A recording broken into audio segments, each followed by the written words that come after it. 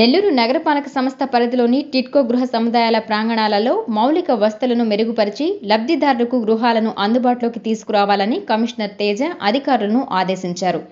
స్థానిక అల్లీపురంలోని గృహ సముదాయాల ప్రాంగణాన్ని ఆయన గురువారం పరిశీలించారు. ఈ సందర్భంగా కమిషనర్ మాట్లాడుతూ, గృహాలలో నివాసం ఉంటున్న ప్రజలకు మంచినీటి సమస్య ప్రాధాన్యతను గుర్తించి అవసరం మేరకు నీటి సరఫరా పెంచాలని అధికారులను కమిషనర్ ఆదేశించారు.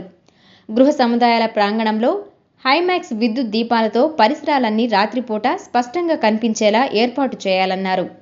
ప్రాంగణం మొత్తం రికార్డ్ అయ్యేలా సీసీ కెమెరాలను కూడా ఏర్పాటు చేయాలని అధికారులను కమిషనర్ ఆదేశించారు.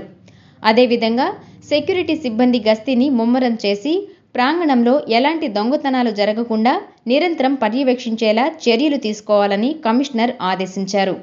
నిర్మాణాలు పూర్తయిన గృహాలలో లబ్ధిదారులందరూ చేరేలా చర్యలు తీసుకోవాలని ఆదేశించారు. గృహ సముదాయాలలో నూతనంగా చేరిన పెన్షన్ అందుకుంటున్న లబ్ధిదారులను స్థానిక సచివాలయానికి అనుసంధానం చేయాలని సూచించారు.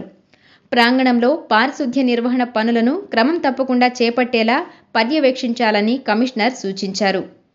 ఈ కార్యక్రమంలో నగరపాలక సంస్థ ఆరోగ్య శాఖ అధికారి డాక్టర్ చైతన్య, హౌసింగ్ కార్పొరేషన్ అధికారులు, నగరపాలక సంస్థ engineering EE Srinivasulu, town planning అధికారులు, వార్డు సచివాలయ అమెనిటీస్, వార్డు ప్లానింగ్ కార్యదర్శులు, సిబ్బంది పాల్గొన్నారు.